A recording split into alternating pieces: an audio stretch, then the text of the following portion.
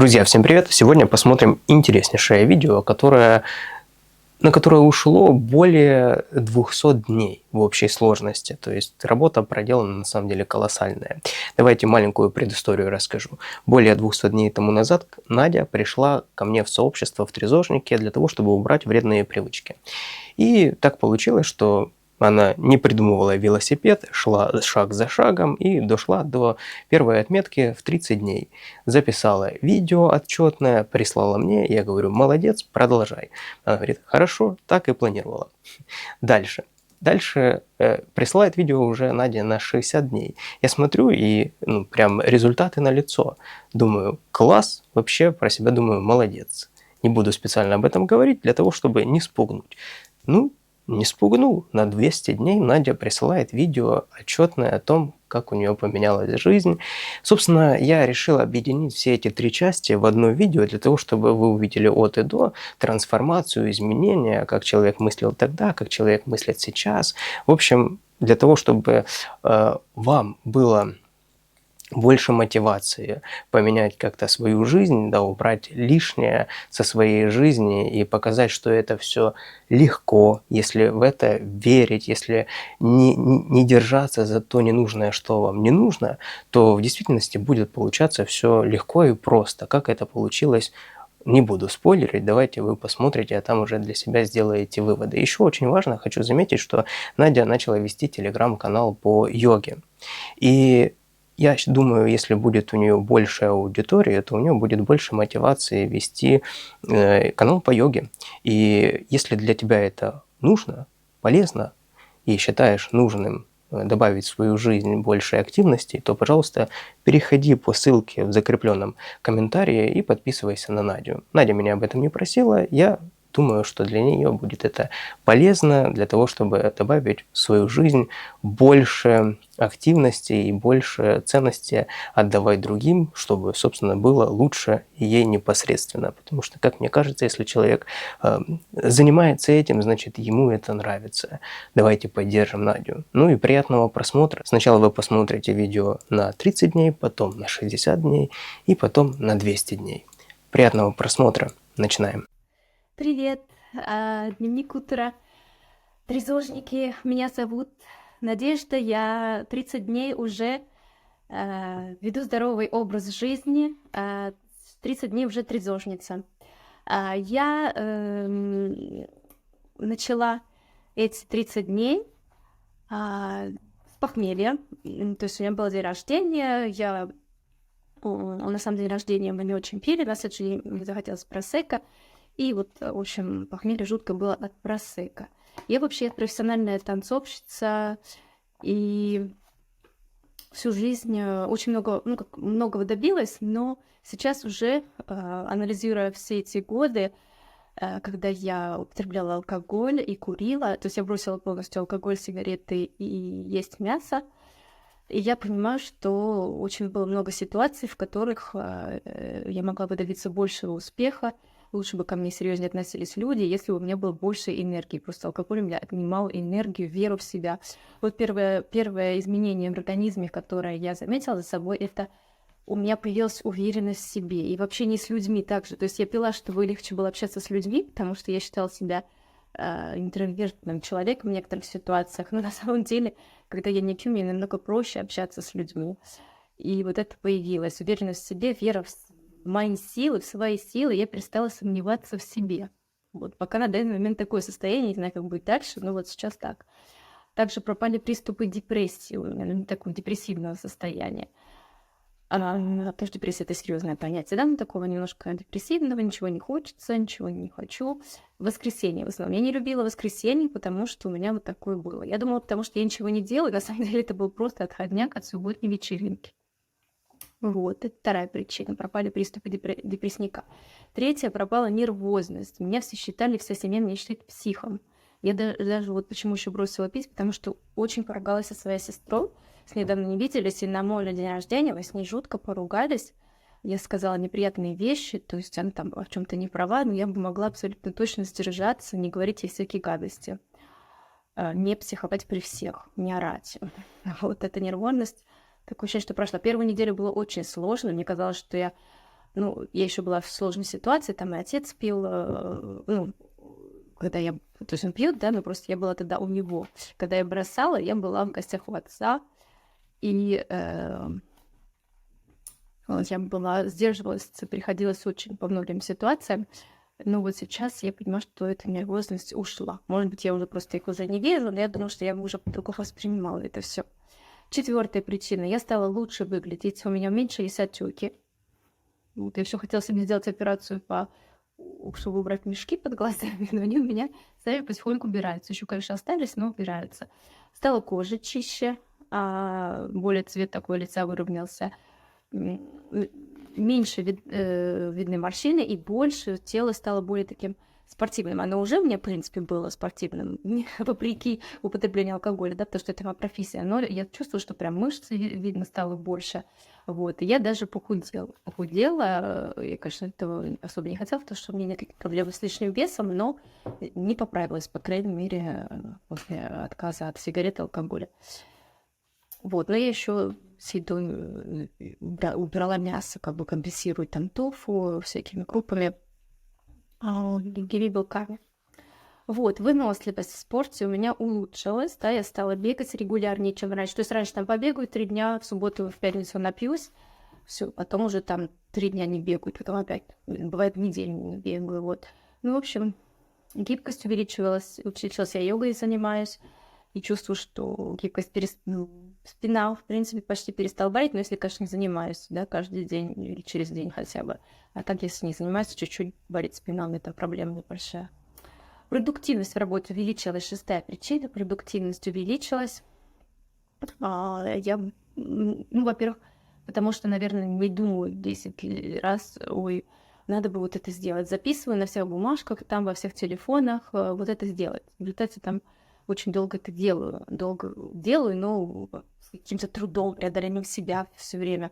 А здесь просто беру и делаю, да. Ну, еще распределила себе хорошо рабочее время. Там, то, что я еще хореограф, организатор, то есть мне приходится очень много выполнять функций, и я себе просто распределила по неделям, по дням. Вот сегодня я это делаю, завтра это. И я знаю, что каждую неделю я не буду сразу смотреть все, что мне надо сделать, да, каждый день. Каждый день, в смысле. Я не буду этот весь список смотреть и бросаться за голову, так хвататься и думать, что делать сначала. Я знаю, что в понедельник я занимаюсь там финансами, во вторник там коммуникациями, там в среду какие я классы буду давать по танцам, да, там что-то еще. В пятницу как спектакль какой у меня будет новый придуманный. Ну вот. Так, седьмая. Продуктивность увеличилась. Седьмой. Ушел страх. Страх жизни просто ушел. Просто мне так было страшно жить, и такая жизнь казалась сложной. Вот. Ну, естественно, причины сейчас другие, да, в этом страхе были еще в связи с событиями внешнеполитическими и внутриполитическими. Я очень сильно по этому поводу переживала. Конечно, может быть, если я раньше бы бросила, вот в самый рынок там начала войны, у меня бы было, может быть, я бы так не продолжала бы бояться, может быть, и нервозность бы была. Но сейчас, так как уже, к сожалению или к счастью, все привыкли, я тоже немножко по-другому, вот. Но, тем не менее, ушел страх, то есть я понимаю, что что очень сложная ситуация в жизни у других людей, но, по крайней мере, если я не буду сама, если я буду бояться всего, если я буду нервничать, если я буду сама не в себе, я никому другому не смогу помочь. Я должна быть, как говорил Илья Шинкаренко в своем длинном видео, что я должна быть эгоисткой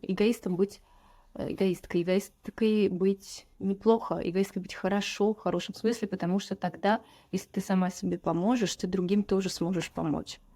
Вот такой у меня теперь подход. Восьмое, это, наверное, вспоминаю все ситуации, в которые, то есть получилась такая рефлексия у меня, вот сказать, восьмая причина, какие изменения, то, что рефлексия по поводу того, какая у меня была жизнь, какие были ситуации, все они вот так всплывают в голове, когда я себе испортила какие-то профессиональные отношения, там, что пришлось буду или там какие-то, хотя это не видно было так прям сразу, да, я была опрятно одета и все, но у меня не было энергии, как я уже говорила. Или что я вот какой-то, вот только с хореографом там начинаю работать, да, когда еще была там помоложе, она мне все говорит, как здорово ты танцуешь, все там вместе будем работать. На следующий день прихожу, с батуна, и уже не так танцую, уже там боюсь, что не запоминаю движения, все это, и уже все. Она говорит: ой, ты нестабильна, там, я не могу пока с тобой работать. То есть вот такие были ситуации. Это все было связано не с моими там тараканами в голове и моей неуверенностью в себя, а именно с алкоголем, потому что алкоголь мне эту неуверенность провоцировал, и плохое самочувствие, и не гибкое тело, не сильное. Вот. Значит, 9. У меня я была иногда компульсивным шопером, да, то есть покупала компульсивно какую-то вещь, там увидела 40 евро платье, все я там покупаю, или там увидела что-то в магазине, там скупила, а потом такая: блин, а как он там месяц закончить? Вот, не говорю, что у меня наладились пока финансы, потому что с этим немного тяжело, но я стала лучше рассчитывать бюджет и не бояться там сделать... То есть компульсивный шопинг пропал, но принимать решения по каким-то важным покупкам я перестала сомневаться. То есть мне, например, нужно было оплатить там билеты коллективу танцевальному, у нас еще не пришли деньги. Это в компанию хореографическую на это, и мне нужно было, взаймы эти билеты купить, да, потом это все вернется.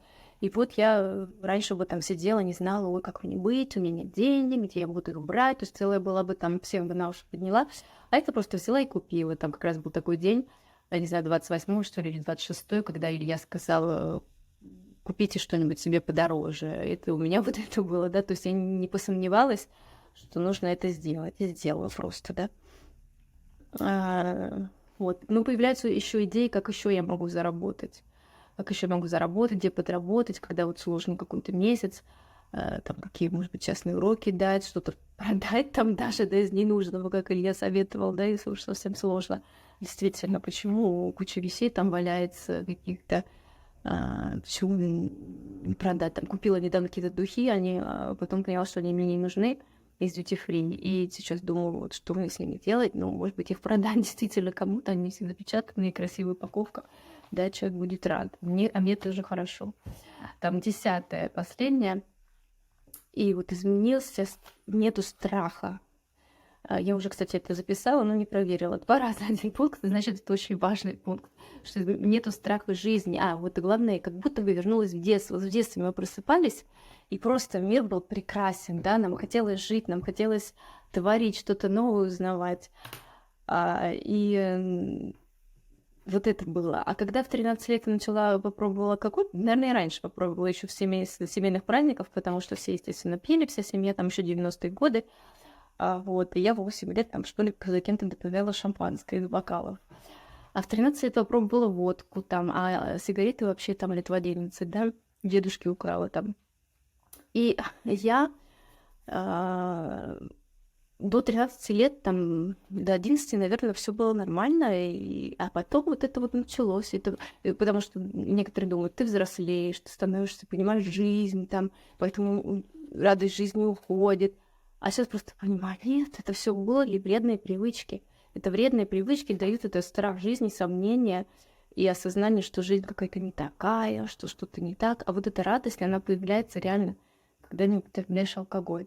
И я вот даже помню, я так и не прочитала эту книгу Алена Карра «Легкий способ бросить пить». Бросать курить я бросала с Аленом Карром, потому что у меня было такое, что я... Ну, в принципе, я как-то бросала и пить, и курить на 2 года, в 20 лет. Но там было потому, что человек, который со мной был, это было не... Я не осознавала этот выбор. Потом, естественно, начала пить опять.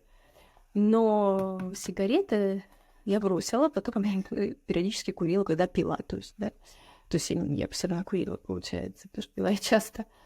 И вот эта вот книга «Легкий способ бросить пить» Алена Карра, кстати, неплохая книга, но я ее так и не дочитала, поэтому не бросила. Вот. И он там говорит, что я на своем опыте, я думала, что никогда эта радость жизни не вернется, а она вернулась. Она вернулась и стала такая же радость жизни, как в детстве, когда перестаешь полностью пить. Вот. Спасибо большое, Илья Шинкаренко, за твою инициативу, за эту прекрасную группу, за этот прекрасный метод, за этот прекрасный канал в YouTube «Дневник утра». Я желаю тебе всего-всего самого доброго и надеюсь, что у меня тоже все будет отлично. Я хочу выпить вот эту камбучу за всех, потому что это очень классный, очень полезный напиток. В красивом бокале. Всем здоровья. Да здравствуют трезожники и ЗОЖ.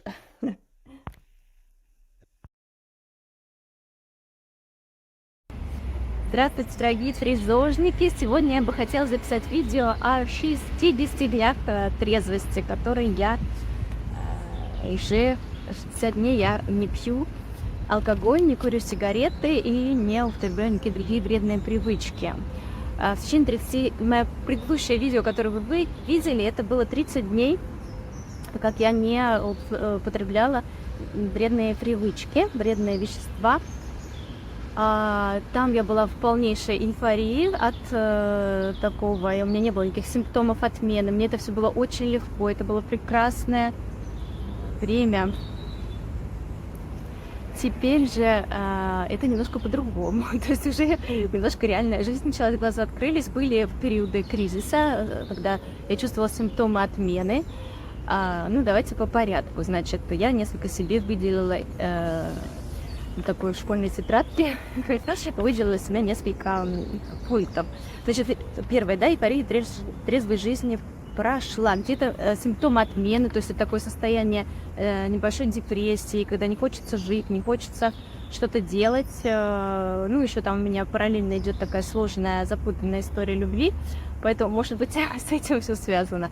Но что я хотела сказать, что я все это для себя испытала. Это было триггером к этому послужило, что я увиделась с подружкой детства, с которой мы раньше напивались, ну, веселились очень круто.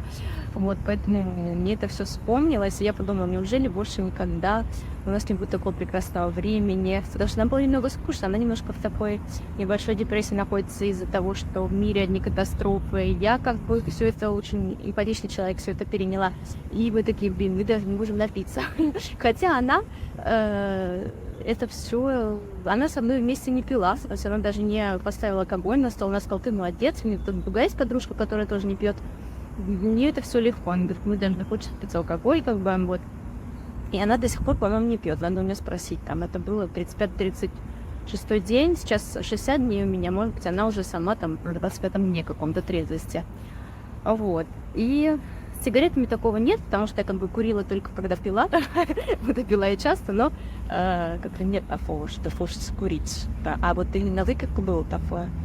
Это триггер был, и потом это длилось где-то 3-4 дня, мне помогли люди из чата, они мне отправили видео, там особенно Елена такая есть, у которой уже 115 дней примерно, она отправила мне какие-то ссылки на видео, где рассказывают об этих симптомах отмены, которые периодически наступают там, да, в течение года, 1,5 лет. Если ты пил каждую пятницу, да, хорошенько напивался, то месяц считается как бы,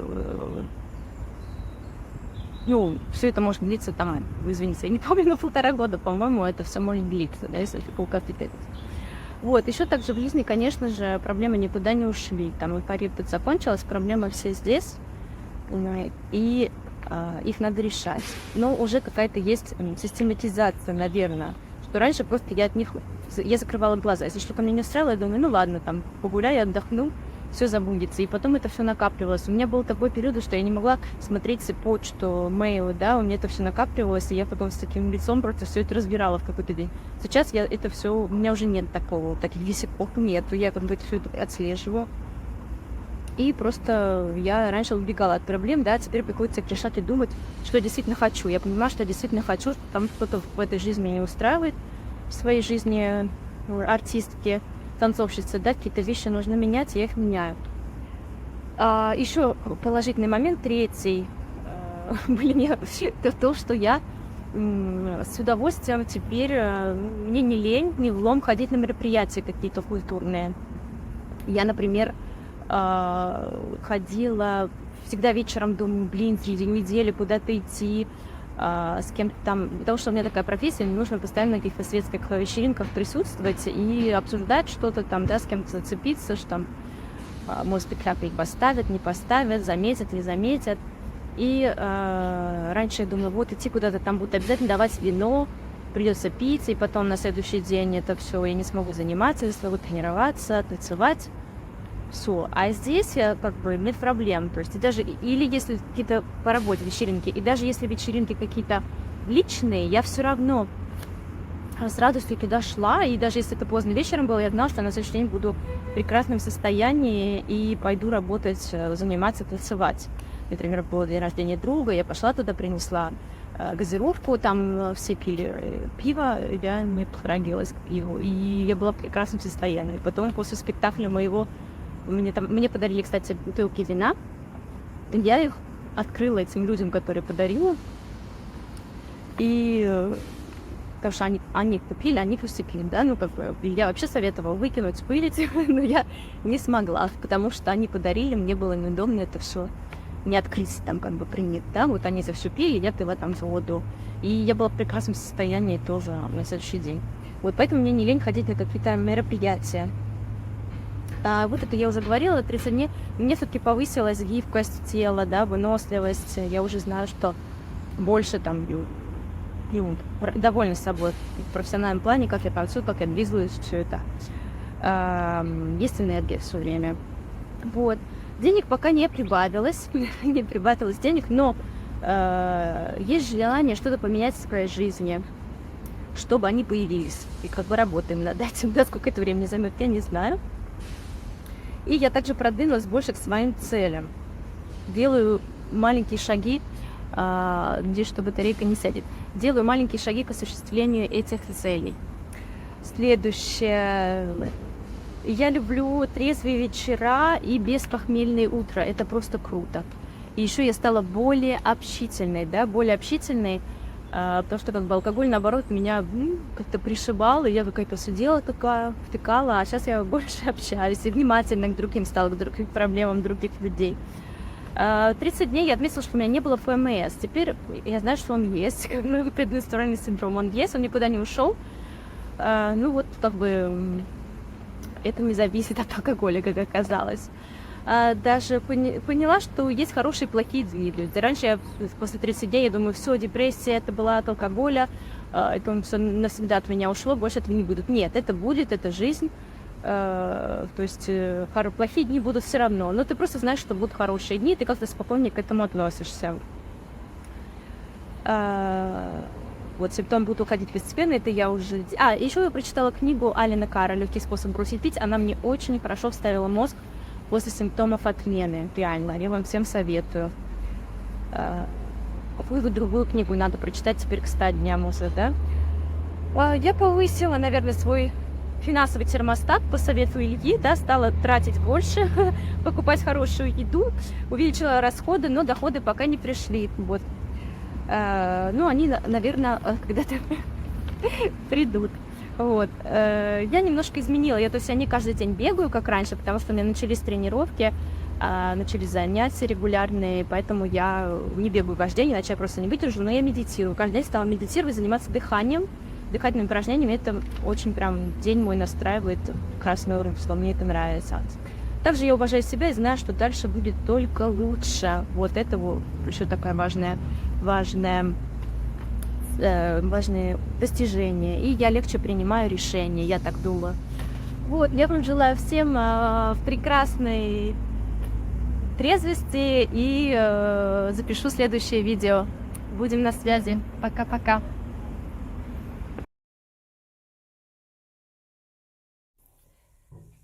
Привет, я Надя Ларина, и сегодня расскажу вам о 15 улучшений моего качества жизни в результате отказа от алкоголя и сигарет. Я отказалась от алкоголя и сигарет, и, естественно, других наркотиков по методу Ильи Шинкаренко. Илья Шинкаренко, которого я нашла случайно в интернете, и я прослушала его видео 2-3-часовое, и даже, по-моему, заснула, то есть не все сразу прослушала, но бросила после своего дня рождения, 2 дня после дня рождения, 22 июля, бросила пить и курить, соответственно. Я уже говорила об этом в предыдущих видео, не буду повторяться, расскажу просто о конкретных каких-то вещах, которые у меня улучшились и стали моя жизнь, если так сказать, банально заиграла новыми красками. У меня не было никаких запоев, то есть я и не курила, я, в принципе, пачку в день, там, курила 1 сигарету в день, на вечеринках там побольше. пила как все, можно сказать, но меня бесила эта регулярность питья, эти постоянные предлоги, тем более живу во Франции, здесь алкоголь как бы за столом всегда, и такое все социальный, в общем, алкоголь. Но я чувствовала, что я от этого устаю, что меня это выматывает, а так как я профессиональная танцовщица и йогиня, мне это было совершенно не нужно, я хотела бросить уже давно. Поэтому первый пункт, я хотела обрести вот это уважение к себе, которое я считала, что я себя постоянно винила после употребления алкоголя. И первый пункт это, да, возвращение уважения к себе. Оно вернулось, уважение к себе, и проблемы есть, но они быстро проходят, они легко решаются, и главное, что я себя уважаю. То есть стресс свой я алкоголем уже не сбиваю, потому что я знаю, что через какое-то время этот стресс, это волнение, которых уже все меньше и меньше, позже об этом скажу, они проходят. И алкоголь в этом не помогает, он только усугубляет это. То есть 15 минут тебе хорошо, может быть, час там, или сколько времени ты пьешь. Если ты выпил один бокал, тебе 15 минут хорошо, если ты выпил периодически этот бокал в течение вечера, тебе весь вечер хорошо, зато потом 5 дней там, или сколько тебе плохо, ты себя не уважаешь, ты чувствуешь, что жизнь уходит из-под ног, земля уходит из-под ног. Вот это могу сказать, что уважение к себе вернулось. Второе. У меня появилась эмоциональная стабильность. Эмоциональная стабильность в том, что у меня ушли вот эти ненужные волнения, нервозность, ушел страх неудачи. Я просто беру и делаю что-то, вместо того, чтобы думать, вот если бы да кабы, я это сделаю, вот, росли бы грибы и так далее. Но я просто беру и делаю. То есть, у меня не было, конечно, состояния депрессии, но у меня периодически были такие депрессивные моменты, психозы, можно даже сказать, когда ты просто как бы бьешься головой об стенку, условно, да, и волнуешься по любому поводу. Это ушло. То есть мне это было страшно потерять, потому что я творческий человек, и мне казалось, если это потеряю, я не буду уже как бы такой творческой, писать стихи, там, делать спектакли. Но это все намного лучше проходит, то есть у меня больше идей, и, в принципе, я не потеряла какую-то креативность, я совсем не потеряла, но эмоциональную стабильность приобрела. Третий пункт, у меня улучшилась организованность. На рабочем столе, в компьютерном, на рабочем обычном столе. Фотографии разобрала, наконец-то. Но это к Новому году я еще даже какие-то сделала фотоальбомы, видео, научилась новые какие-то штучки делать. Во встречах организованность появилась. Я перестала опаздывать. Я прихожу в последний момент еще, иногда заранее, но редко. Но опаздывать я перестала. Это очень важно. Качество общения. 4-й пункт. Качество общения с друзьями и коллегами улучшилось. То есть мы больше и качественнее общаемся. Я знаю, кто вот у меня друзья. У меня, может быть, круг. Я перестала вот это постоянно хотеть со всеми общаться. Выбрала себе какую-то 3-4 человека, даже 2-3, наверное. 3-4. И с ними общаюсь. И стараюсь поддерживать это отношение, писать периодически. Если раньше я там думала, почему со мной люди перестают общаться? Потому что я сама эти отношения не поддерживала, не писала. А когда я только к ним обращалась за каким-то делом, по делу или какой-то помощью, и думаю, почему мне не помогают. А я потому что сама ничего для них не делала. А сейчас я стала больше времени уделять тому, благодаря Илье Уси по-французски, тоже Илье, потому что он предлагает вот эти 14 вопросов, 20 вопросов. Иногда, конечно, бывают недели, когда я все это не делаю, но сейчас стараюсь регулярно заполнять и отвечать на вопросы, что я сделала на этой неделе, что могла бы еще сделать, кому позвонила, кому нужно помочь. И ты понимаешь, что ты получаешь столько, сколько ты даешь. Даже если это откуда-то из другого места приходит, все равно как бы нужно давать что-то, да, чтобы получать.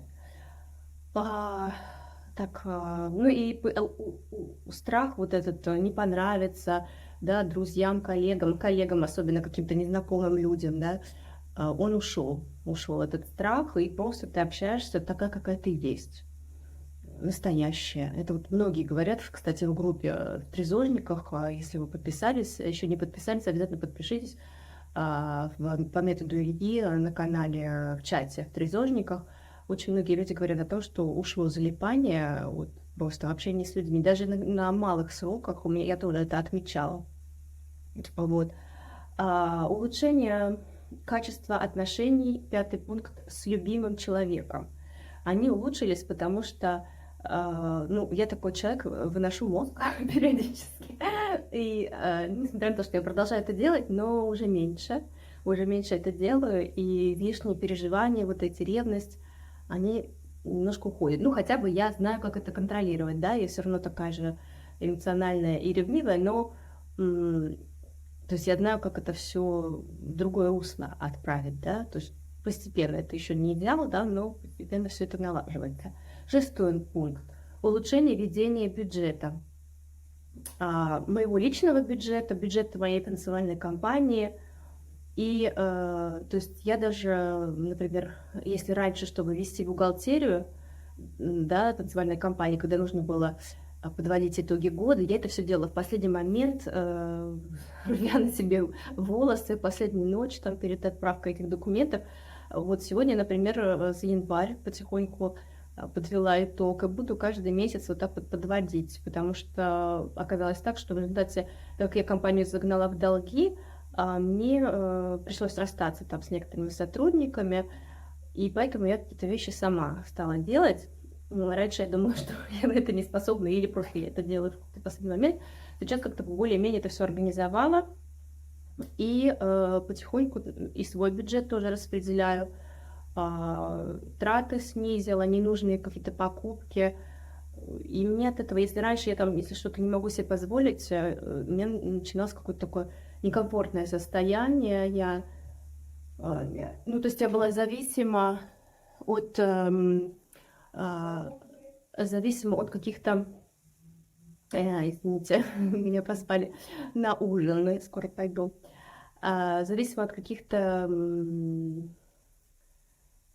стимулирования такого, да, то есть я должна была что-то обязательно купить, чтобы себя утешить. Сейчас мне это не надо, я себя по-другому утешаю, да, позже об этом расскажу.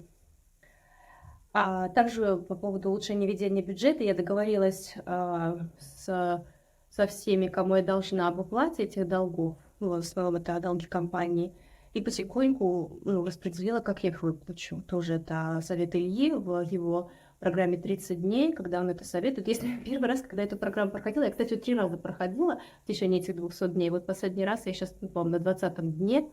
Я очень, не каждый день иногда делаю, там, один день делаю, потом через 3 дня второе задание, потому что я уже ее прошла 30 дней. А сейчас это просто как бы меня подстегивает все время себя улучшать, потому что программа, она не только как бросить алкоголь, а вообще как улучшить свою жизнь. Но я так думаю. И я поняла, первый раз, когда долги вот эти, он говорит, расплатитесь с долгами. Я думаю, у меня нет долгов.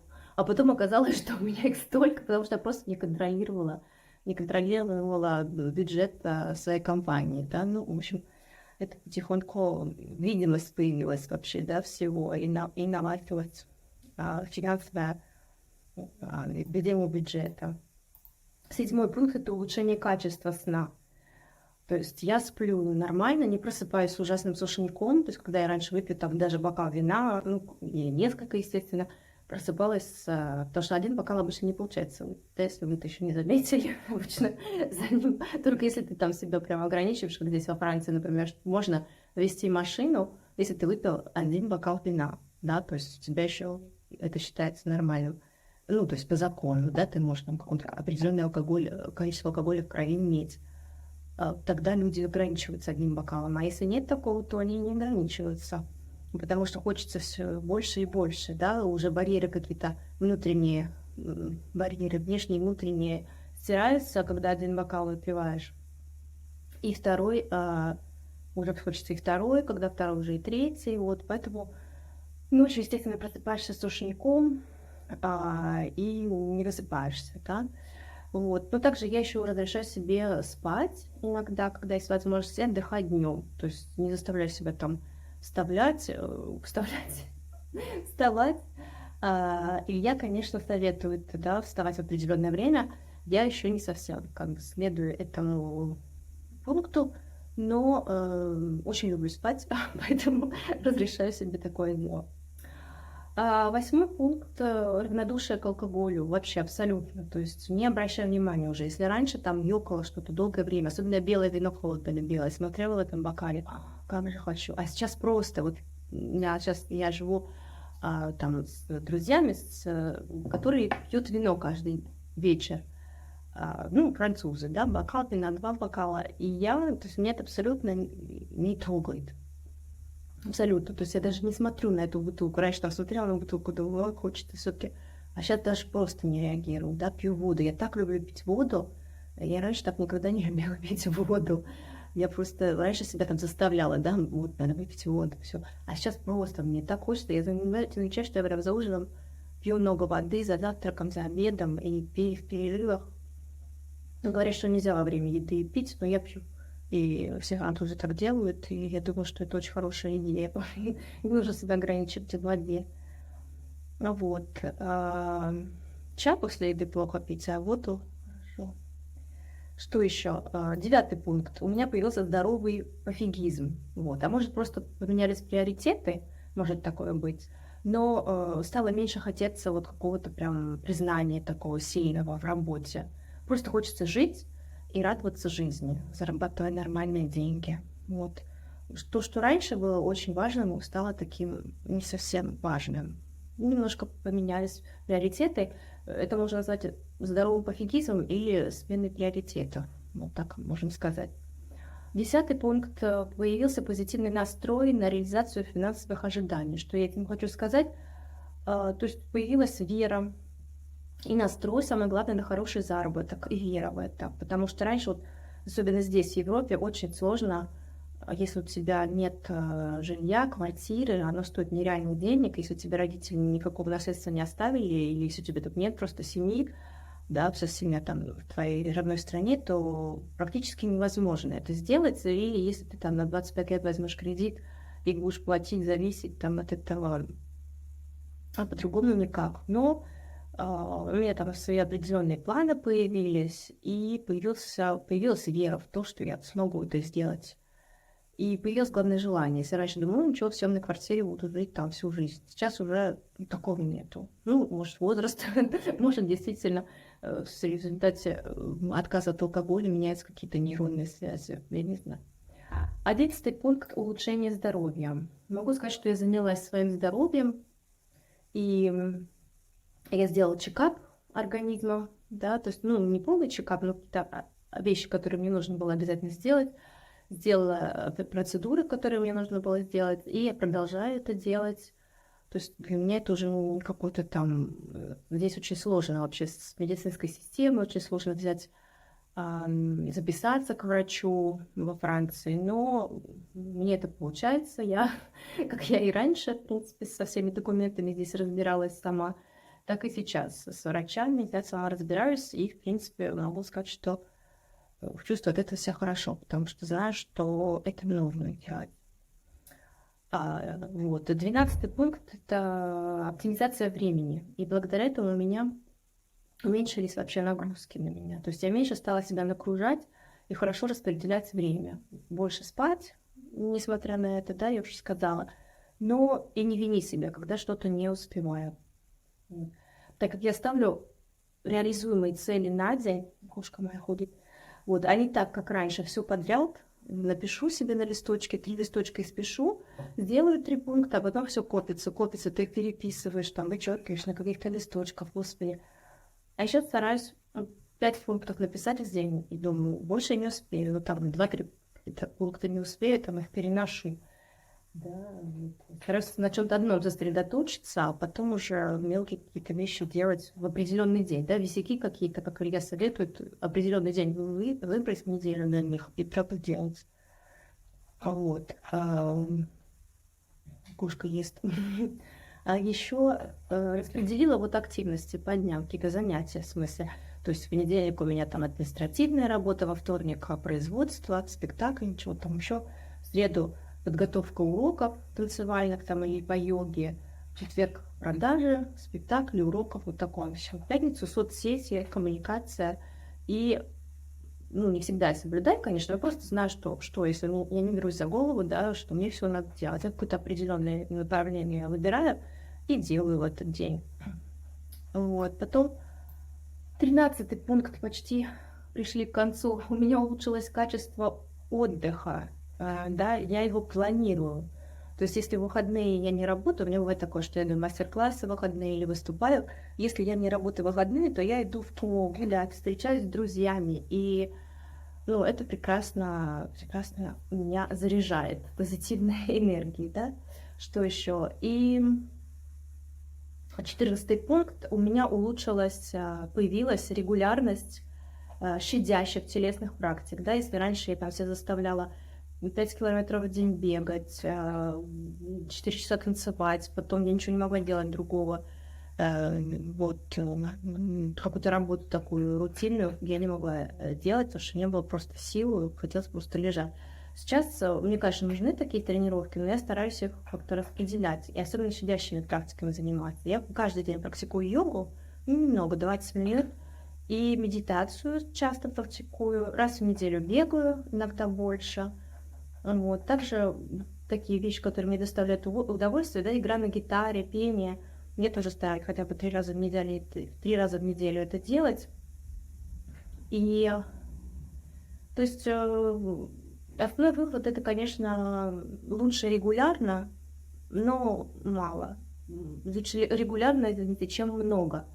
Вот. Это, конечно, не про алкоголь, да, некоторые так считают. Это про щадящие телесные практики. Потому что щадящие телесные практики дают энергию. Ну, это каждому свое. Может быть, кому-то бокс в неделю. Я тоже хочу, кстати, заняться боксом, но попозже вам об этом расскажу.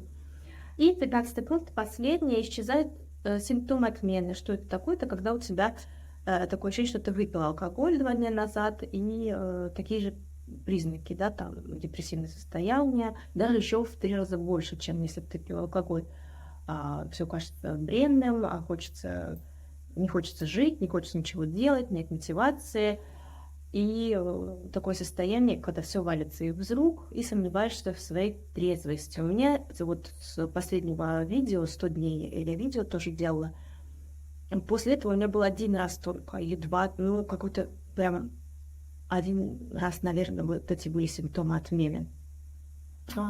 И причем это было связано с каким-то событием таким, передряги были у меня, и это его спровоцировало. И вообще-то все меньше и меньше, да, если первые 30 дней их не было симптомов отмены, вот с 30 по 60 день, вот, тяжелее всего, по-моему, у меня там на 40-й день, или когда чуть-чуть за 30 перевалило, вот такие симптомы отмены, и мне это так застало врасплох, потому что я еще не знала, что это такое. Хорошо, мне люди из группы трезожники, из чата, Telegram помогли там и сказали, что Надя, это такое нормальное состояние, когда ты отказываешься полностью от алкоголя, сигарет, а эти симптомы отмены будут еще часто. Сейчас они могут еще появиться, конечно, говорят, что и после 2 лет, 3 они еще бывают иногда. Но уже знаешь, как контролировать, и главное не пить в этот момент, не поддаваться на провокации. Вот, спасибо большое, что послушали, почти 20 минут. Надеюсь, что вам было интересно, и будем на связи. Увидимся. Новое видео запишу на 30 дней. Пока-пока. Ну и напоследок я обращаюсь к нашим трезожникам. Друзья, я знаю, что много таких историй успеха, еще не рассказанных в нашем сообществе. Поэтому просто поставьте перед собой камеру и запишите такую историю о себе, если кажется, что да, что-то моя история, она обычная, вы не представляете, какой ценностью обладает ваша история для того человека, который нуждается в поддержке, который прям цепляется за любую какое-то сообщение, какое-то, знаешь, там подведение итогов, потому что человек смотрит, ты видишь, что это все реально.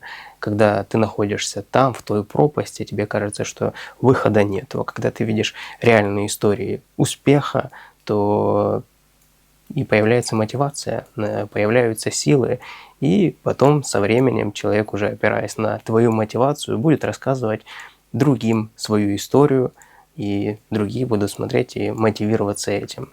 Делаем хорошее дело, друзья.